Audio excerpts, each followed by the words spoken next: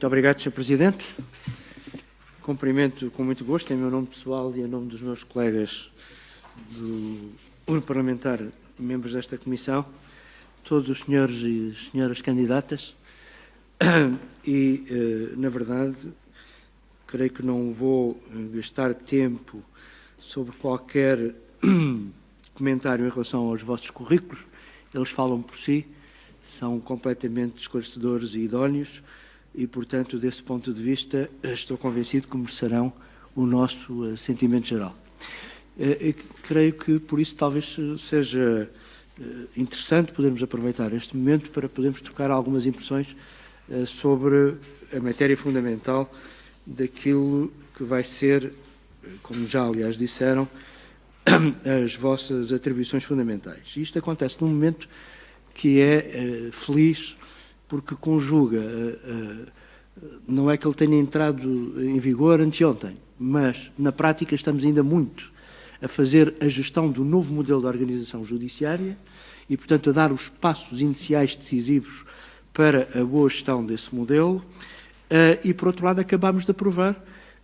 ou em versão corrigida profunda, como foi salientado, ou em versão completa, mas num caso ou noutro vai dar ao mesmo, os, assim chamar-lhe os novos estatutos das magistraturas, quer a do Ministério Público, quer a da magistratura judicial, e essa aprovação, feita no final da legislatura passada, vai levar a que estes novos estatutos entrem em vigor agora no início de janeiro e, portanto, teremos aqui também essa sincronia entre o início das vossas funções e a entrada em vigor desse estatuto. O estatuto, permite-me dizê-lo, foi o resultado de um trabalho largamente consensual na Assembleia. Ele, na sua votação final global, e refiro-me agora ao Estatuto da Magistratura Judicial, não teve a aprovação de todos os partidos, mas mesmo, permite-me dizê-lo, e serei corrigido pelos partidos em causa se discordarem do que eu sublinho a seguir,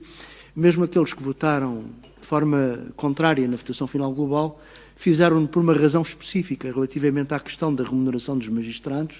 mas nas votações de especialidade, em relação à esmagadora maioria das normas que na especialidade foram apreciadas, o grau de consenso foi muito grande e, portanto, eu permito-me dizê-lo que, tirando a vexata questão da questão remuneratória, o Estatuto foi o resultado de um trabalho muito consensualizado no plano político e, portanto, creio que é um instrumento muito, digamos, merecedor de aceitação geral. Em todo o caso, eu gostaria de referir, de vez em quando estas questões têm picos na especulação pública, não deixou de haver, durante a fase de apreciação destes estatutos, uma linha que é recorrente, aliás, no sentido de procurar unificar o mais possível a identidade das duas magistraturas. Devo dizer que essa linha de pensamento não mereceu, digo eu, felizmente, qualquer acolhimento no resultado final dos nossos trabalhos. E é completamente evidente de que há uma clara distinção de natureza entre a magistratura do Ministério Público e a magistratura judicial. E que quando enfocamos o chamado princípio do paralelismo, o fazemos em relação a certos aspectos de simetria relativamente às carreiras, mas não o fazemos relativamente ao estatuto próprio, à função própria que no sistema judiciário desempenham cada uma destas magistraturas. E esse sinal da compreensão da sua distinta natureza é, na verdade, a meu ver, bastante importante que possa continuar a ser sublinhado. E ele resulta em algumas evidências na nova versão do Estatuto. Desde logo no seu artigo 1º, se me permitam salientar aqui alguns aspectos concretos. Por estranho que pareça, pelo menos tanto quanto eu me tenha percebido em relação ao histórico legislativo, é pela primeira vez que o Estatuto da Magistratura Judicial diz, sem margem para ambiguidades, que o juiz é o titular do órgão de soberania tribunal. E com isto se supera, a meu ver, uma tradicional querela existente relativamente ao entendimento de que o órgão de soberania tribunal tinha uma titularidade partilhada entre vários agentes do sistema judiciário. A lei veio dizer não é assim. O titular do órgão de soberania tribunal é o juiz e, portanto, é em relação a ele e à natureza da sua magistratura que essa qualificação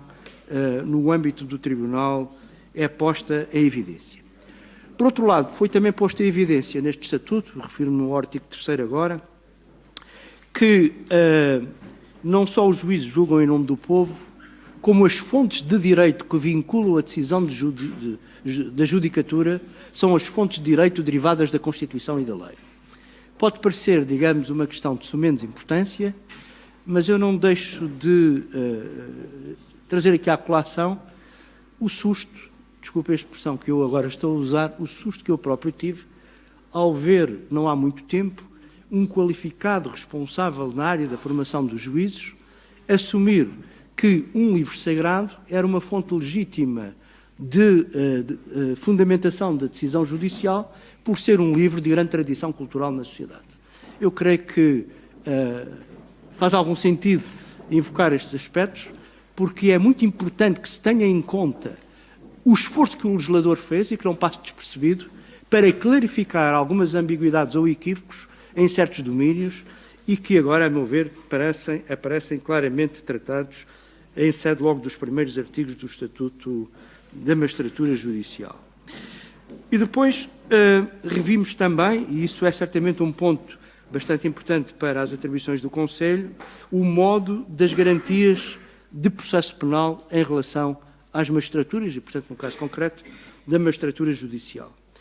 Considerámos que havia um excesso de proteção relativamente às versões anteriores. Essa versão foi mitigada, mas não foi anulada. E, portanto, queremos que temos agora uma solução que é uma solução equilibrada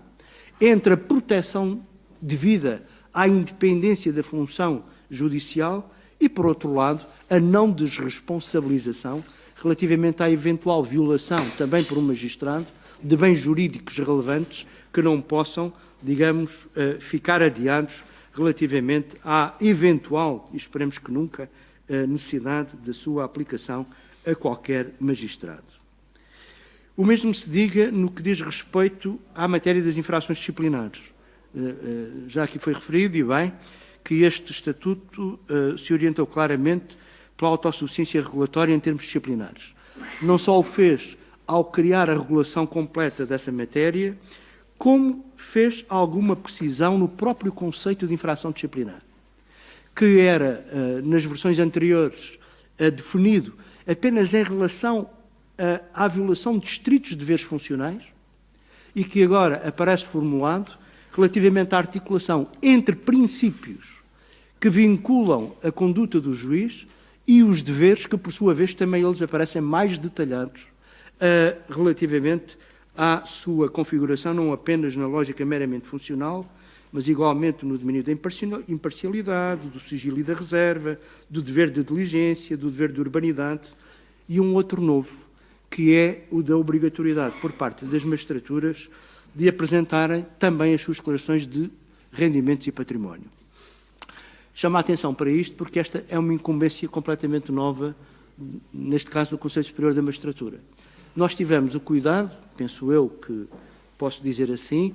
de, ao estabelecer estes deveres declaratórios em relação aos magistrados, continuar, todavia, a respeitar a autonomia de avaliação dessas declarações.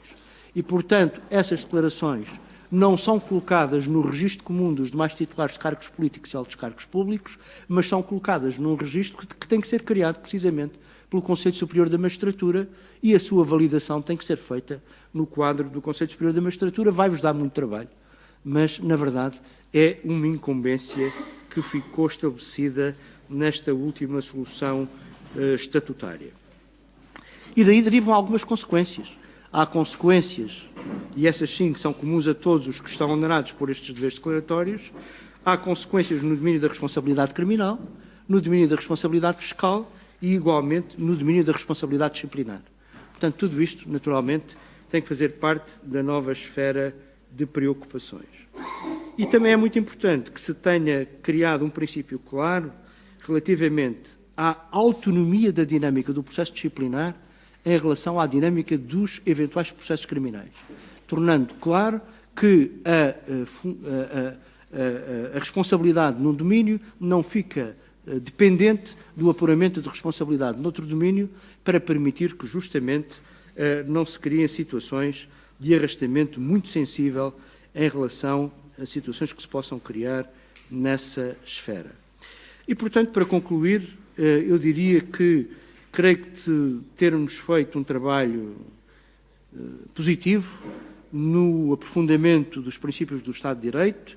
no da separação de funções no quadro do próprio sistema judiciário e na importância da regulação de todas estas matérias à luz da proteção dos direitos fundamentais. Há um outro aspecto que me permito sublinhar e com isto queria concluir, é da importância para esta Comissão dos pareceres que são solicitados aos Conselhos Superiores quando estamos em fase de processo legislativo e que muito nos ajudam a desenvolver o espírito crítico e a leitura crítica relativamente às opções que aqui têm que ser tomadas, e essa naturalmente é também uma matéria de grande interesse, quer para o legislador, quer certamente para os órgãos coadjuvantes, como será o caso do Conselho Superior da Magistratura neste domínio. Vou terminar sem vos fazer nenhuma pergunta, apenas deixando estas considerações que fiz à vossa consideração, e se porventura alguma delas suscitar o vosso comentário, agradecerei, mas creio que terá sido pertinente deixar aqui um bocadinho, de forma muito sintética, algumas das inovações resultantes do trabalho legislativo recente. Muito obrigado.